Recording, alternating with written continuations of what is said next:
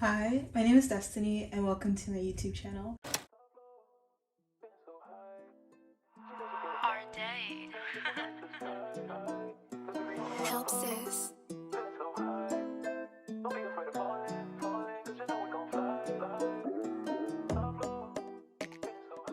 Today I'm going to make a video on friendships, how to make new friends easily. First, I'm going to start with my memory box.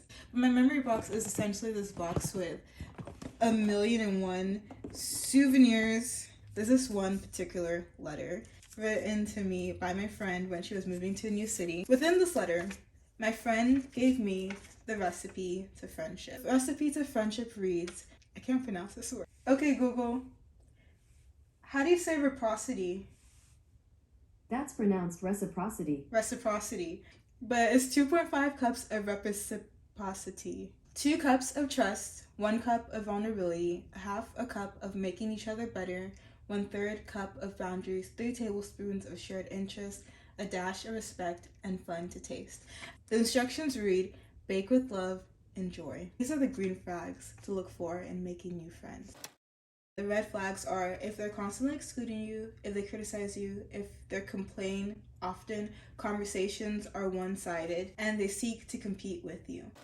But given all these red flags, there's important grace moments. If you pray about it and you have a friend who is the one that presents multiple red flags, think about it. At one point or another, you were the friend who presented multiple red flags in your life, and that's because you had something seriously going on, whether you were dealing with trauma or you just lost a job. There was a time that you were the bad friend. In this stage of their life, and also in this stage of your life, are you meant to help support them? The most important thing that you can do for them is just be there to listen. And also, listening takes a lot less energy than giving advice. Why you should go out and make new female friends? Because a research article of The Science of Why Friendships Keep Us Healthy reported 38 studies found that adult friendships, especially high-value ones that provide social support and companionship, significantly predict well-being and can protect against mental health issues such as depression and anxiety, and those benefits persist across the lifespan. People with no friends or poor quality relationships are twice as likely to die prematurely. It has a risk factor even greater than the effects of smoking 20 cigarettes per day. Friendships are crucial. We need friends to live long, healthy lives. When trying to give a structure for how to build friendships and keep a lot more intimacy in friendships, I felt like I really needed a framework to share with y'all, to share with even my future self, because I am preparing to move soon. While I'm grateful for my distance friends, to mentally and socially survive, I'm gonna need new friends. And it's like, how do I do that again? And so I looked it up, and there was this TED Talk like 6 years ago, and it's called Friendsimacy, the 3 requirements to build a strong friendship. It has this infographic of a pyramid and where positivity lies at the bottom of friendship, vulnerability is on one side, and consistency is on another side of the pyramid. And so positivity is explained as just positive interactions that happen. Anyone that you have a positive interaction with, it would kind of make you want to be their friend. Consistency is how regularly people are meeting. Vulnerability is the act of being seen and seeing others. So it's another form of reciprocity. These 3 things are crucial in starting a friendship and also maintaining a friendship. My number 1 pickup line for friends, for romantic interest, best pickup line in the whole world is, hey. If it's a friend or someone you want to meet on a friendly level, hey, I like your, literally fill it in with anything. Choose something that can be controlled, such as a shirt, jewelry, taste in music, the book that they're reading. We already have a lot of people that we know. It's just that they're not deep and fulfilling, satisfying, or friendship feeling. It feels like we're in a acquaintanceship. One of the things I've done is invite people out. And so for me, I often love low cost situations. Not cost like money wise, but like emotionally. Especially because I'm an introvert. But I'm an introvert that's very much like energized by fulfilling conversations, and so I often will invite someone to something simple such as coffee. So how do you maintain friendships? So communication is key. Recipe for friendships. We talked about boundaries. In friendships, it's totally okay to have boundaries. Whatever you think your boundaries may be. I can only hang out once a week. I would love to hang out twice a week.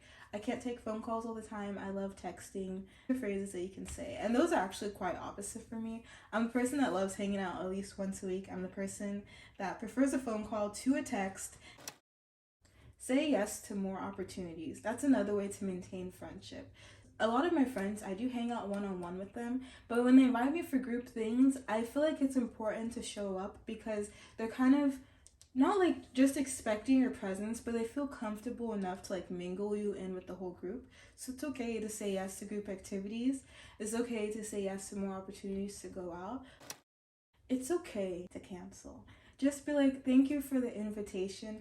Let me know the next time you're doing something and I'd love to hang out. Let them know I had so much fun. Let me know the next thing that you do. I hope some of these tips help. I really do want you to begin to embrace wonderful and awesome relationships because there's a Bible verse. There's iron sharpeneth iron. And so that means that like your friends are people that will make you better. Here's my Notion board for making clear goals for friendship. Between 0 to 10, how do you rate your current friendships? I put them at a 9. I don't want to put them at 10 perfect. Honestly, they feel pretty great to me. But the reason why I don't put them at 10 perfect is because I think one of the biggest factors of having friends is also being a good friend. And so that means I'm leaving space and room to become a better friend. Whenever that knowledge is presented to me that I could do this better, I'm willing to accept that. Current reality. What do your friendships look like now? And I think that's also taking a stock, like who's in your life right now, who has similar passions, intense desires, dreams.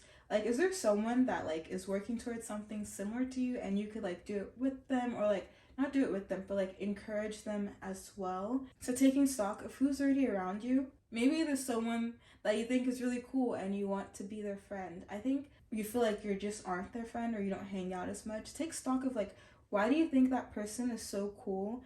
So what do you really value about them? And then what do you potentially not value about yourself? Vision in 1 year. I have learned that sometimes even the closest of relationships that I have taken over a year for me to develop them in my life. One of my really good friends, I had to like just wait for her to start to reciprocate with me because that's the number one ingredient to healthy friendship. And so my point is that a really good friendship can take time. What is your strategy? What places are you going to go to? If you want more Christian friends, are you going to church? If you're an artist and you want to make more artist friends, are you at the graffiti walls? Honestly, I need to be there. So with adulthood, there are a lot of like friend groups online. There are a lot of friend groups on Facebook, Bumble. There's like Bumble for Friends. Are you joining those groups? Are you being active in them? And then priority.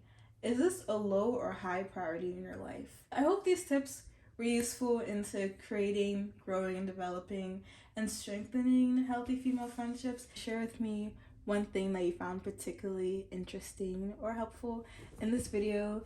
Thank you for your time. Bye.